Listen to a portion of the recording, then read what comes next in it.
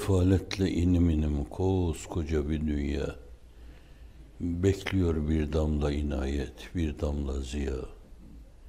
Heyhat umurunda değil bu hiçbir zalimin. Kanla, gözyaşıyla çağlasa da her bir derya. Emin bir el bekliyor. Güven vaat eden bir el bekliyor. Baştan başa koskocaman bir dünya. Vefa bekliyor. Samimiyet bekliyor. Mürüvvet bekliyor. Şefkat bekliyor. Kucaklama bekliyor. Rahmeti ilahinin insanları kucakladığı gibi yitirmemişlerse mürüvvetlerini, insani duygularını, Allah'ın onlardan beklediği şey de odur. Öyle olun. Tehallaku ve ahlakillah, ilahi ahlakla ahlaklanın. Kızmayın, patlamayın, çatlamayın. Çatlayıp etrafı kirletmeyin. Ağzınızı açtığınız zaman, elinizi uzattığınız zaman ağzınızdan etrafa gül kokuları intişar etsin. Elinizde de herkese bir buket gül demeti sunun. Güllerinizle gülsün bütün yüzler.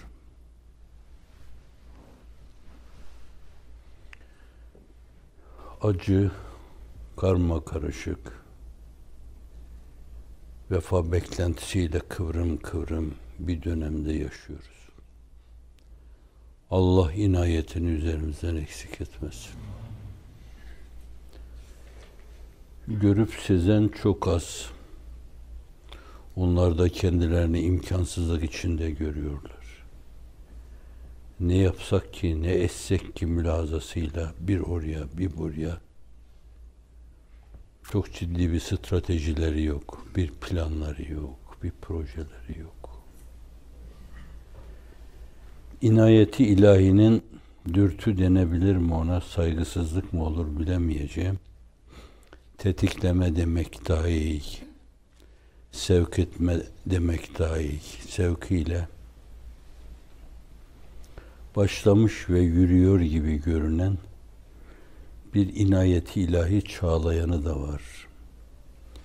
Bir bahar esintisi gibi meltemlerin estiği de söz konusu.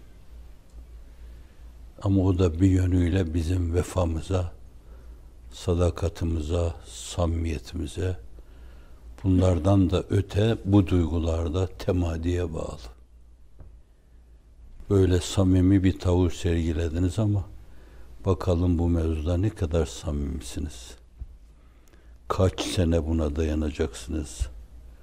Hangi badireler karşısında tavır değiştirmeden? Yol bu, yöntem bu. Üstad Necip Fazıl ifadesiyle gerisi angarya diyeceksiniz. O da ayrı bir mesele. Var ya bir eski çocukluk şiirinde sizin, vefa umarken candan, doldu gözüm hicrandan, kaldım yaya dermandan, hizlanda mı bitsin bu?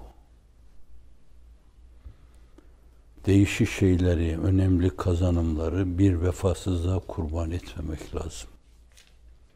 Vefa çok önemli.